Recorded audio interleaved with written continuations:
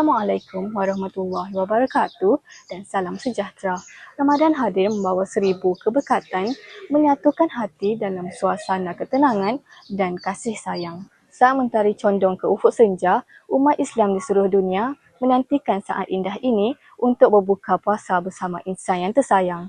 Untuk mengetahui suasana di lokasi, kita bersama dengan wartawan Mengkebang Channel Muhammad Danish Amsyah di Dataran Perhimpunan SMK Mengkebang.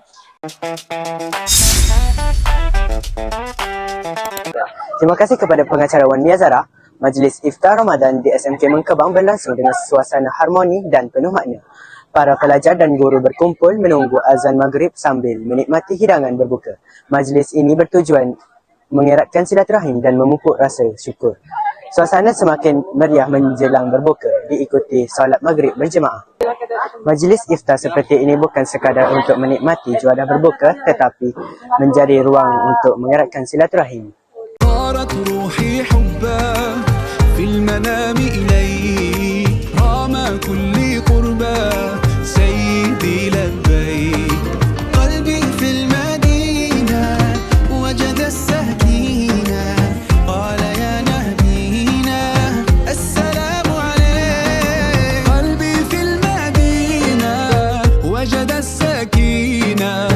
محمد نبينا السلام عليك صلوات الله وسلامه عليك يا رسول الله صلوات الله وسلامه عليك يا حبيب الله صلوات الله وسلامه.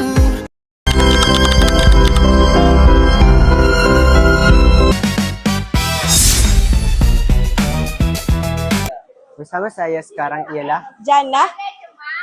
Apakah perasaan anda dapat bersama-sama menyertai majlis Iftar Ramadan di SMK Mengkebang pada tahun ini? Saya sangat happy bila dapat membuka puasa bersama rakan-rakan saya. Pada pandangan anda, apakah kepentingan program seperti ini kepada warga sekolah? Dapat mengeratkan silaturahim. Bersama saya sekarang ialah Saya Zulailawati Saufi. apakah perasaan anda dapat bersama-sama menyertai majlis Iftar Ramadan di SMK Mengkebang pada tahun ini?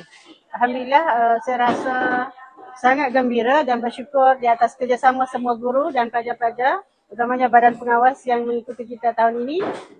Dan sekali lagi Alhamdulillah kita dapat meneruskan rutin tahunan kita. Biasa setiap tahun Panitia Pendidikan Islam akan mengadakan program ini bersama guru-guru dan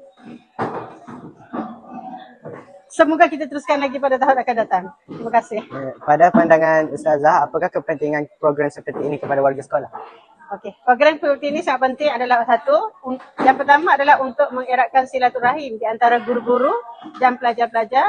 Yang kedua, kita menerapkan nilai-nilai murni semasa program ini berlangsung. Dan yang ketiga adalah sikap tolong-menolong antara satu sama lain untuk menjayakan program ini dengan sempurna. Terima kasih. Ya, terima kasih atas perkongsian tersebut. Suasana semakin meriah, pelajar dan guru berbual mesra sambil menunggu berbuka.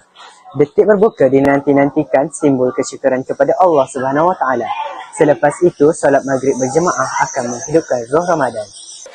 Saya Wan Mia Aisyah, mewakili Mengkebang Channel TVTSS SMK Mengkebang mengucapkan selamat menjalani ibadah puasa. Sekian, semoga kita berjumpa di lain siaran. Terima kasih. Wassalamualaikum warahmatullahi wabarakatuh. Kita seperti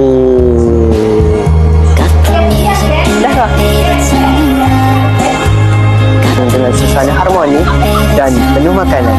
Bersama saya sekarang ialah